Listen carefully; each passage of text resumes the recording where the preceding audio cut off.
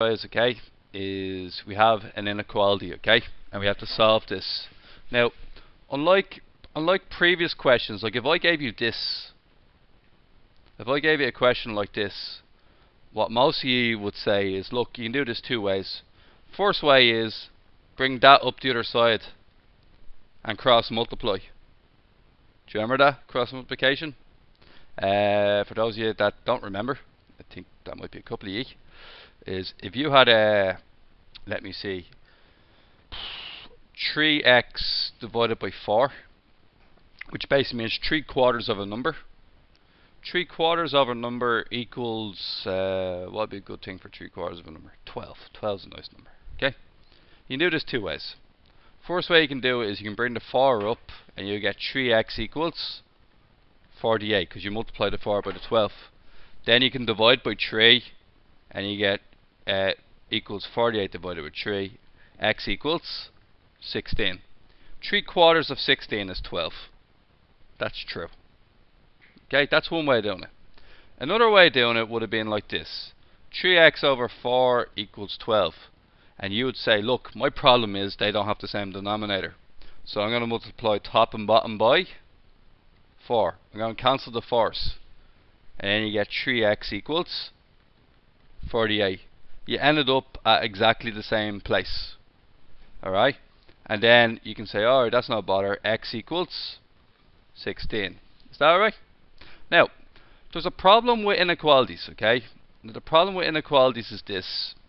Is that when you multiply a side by a negative number, it affects the direction of the signs. Okay. Now here's the problem what we might have here. Okay.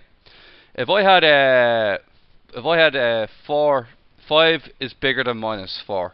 Everybody in the class would agree, wouldn't they? Now, what could happen here is that I could multiply both sides by -1, and what could happen, or I could multiply one side by a negative number. Imagine I multiplied the 5 by a negative number. What would happen then? So I'd have to switch the sign in that case. And if I multiplied both sides by -1, what would happen? I'd still have to switch sign into that. Is that alright? So I have to switch signs when there's negative numbers involved. My biggest problem with all these questions is that I don't know the x value.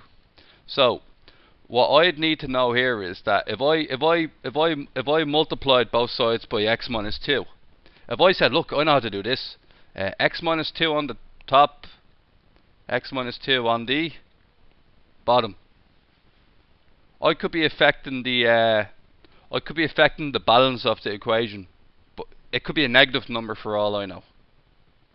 Okay, so what would that be? Yeah, that's not the way we're doing it, alright? So what we have to do is, when we're doing these inequalities, we have to guarantee that the number we're multiplying both sides by is positive. That's the whole trick here.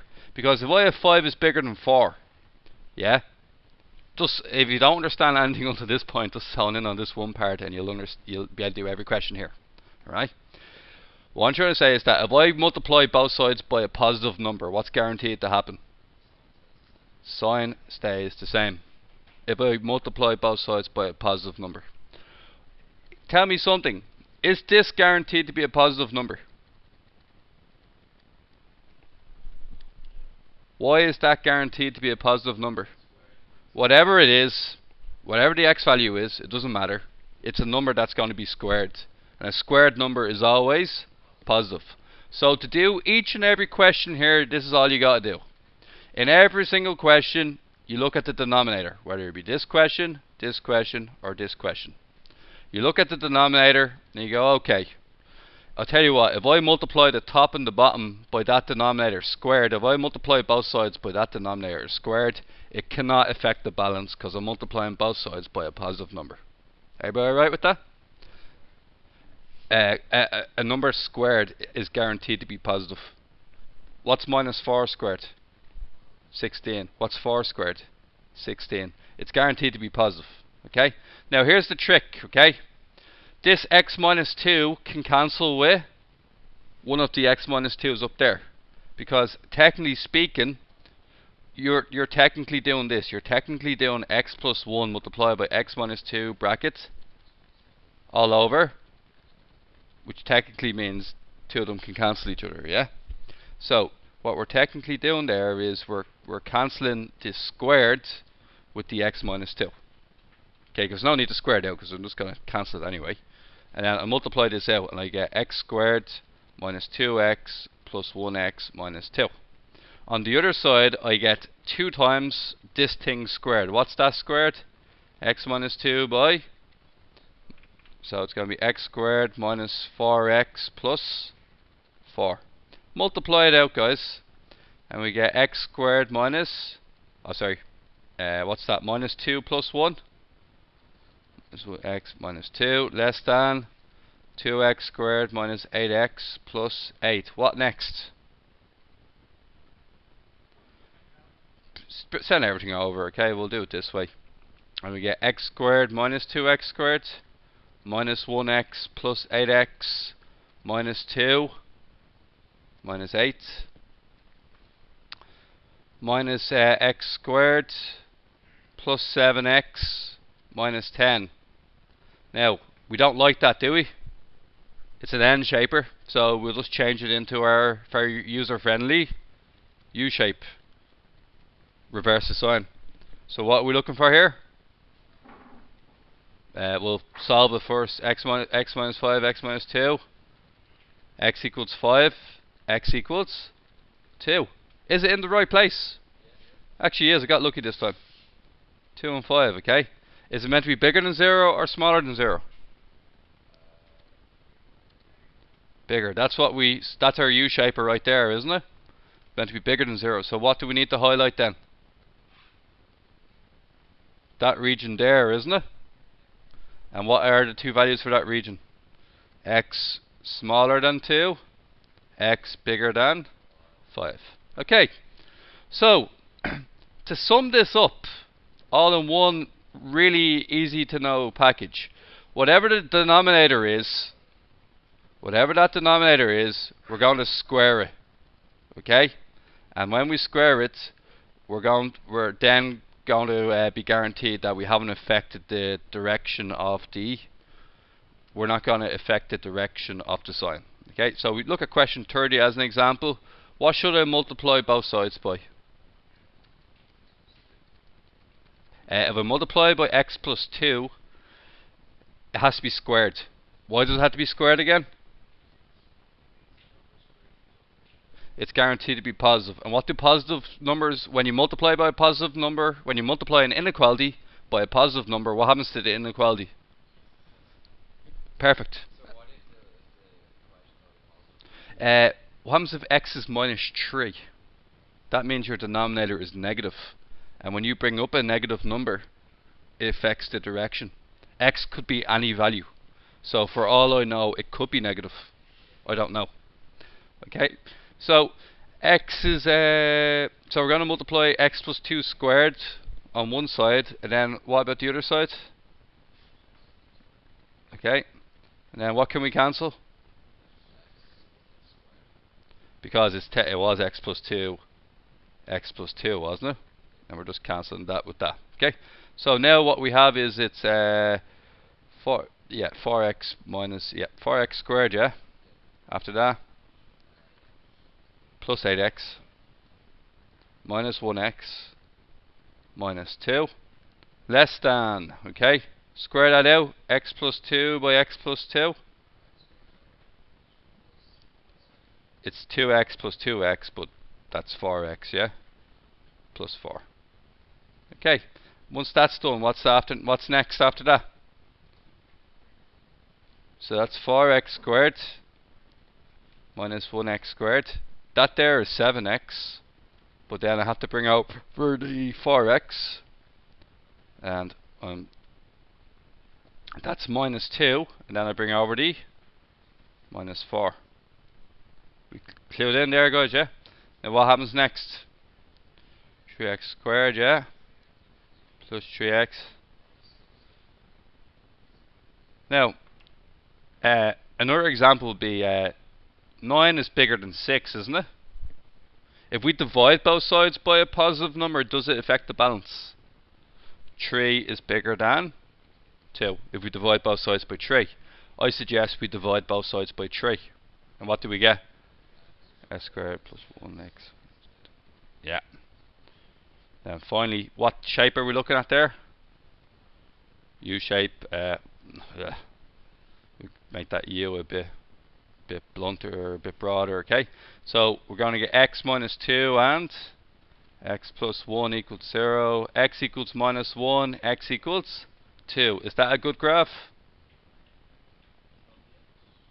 Not really, is it? So I should have, excuse me, I should have done it over the other side. So 2 and minus 1. Okay, once I've done that, what part are we looking for? Sorry? Yes, it is. Sorry, one mistake there. X plus 2 and x minus 1. Sorry, just a reversal. Plus 1 and minus 2. Sorry about that. And then quick change here. Oh wait, made it worse. Shh. Sorry, for argument's sake, that's now minus 2 and that's 1. My bad. Okay, the green part, what does that mean? What part are we looking for? When is it less than 0? Sorry? Minus 2 and 1. So, not including minus 2, yeah? So that region there, so what is that region? It's an x, yeah? Now x bigger than 1 would be this way here. Yeah. You know it because the value of 0 is here, isn't it? 0 is smaller than 1, but bigger than minus 2. And then what you do after that? You can join them together and that's your answer, okay? Whichever way you want. Okay guys, that is 26 and 30. Okay. Guys, this one here, won't have time to fully complete it, but look, also it wants is, see the way f of x is this thing here. Replace that for f of x, and basically what you end up getting is you end up getting the same question we've already done a couple of times. See? Oh no, I haven't multiplied it by minus 1 or nothing like that.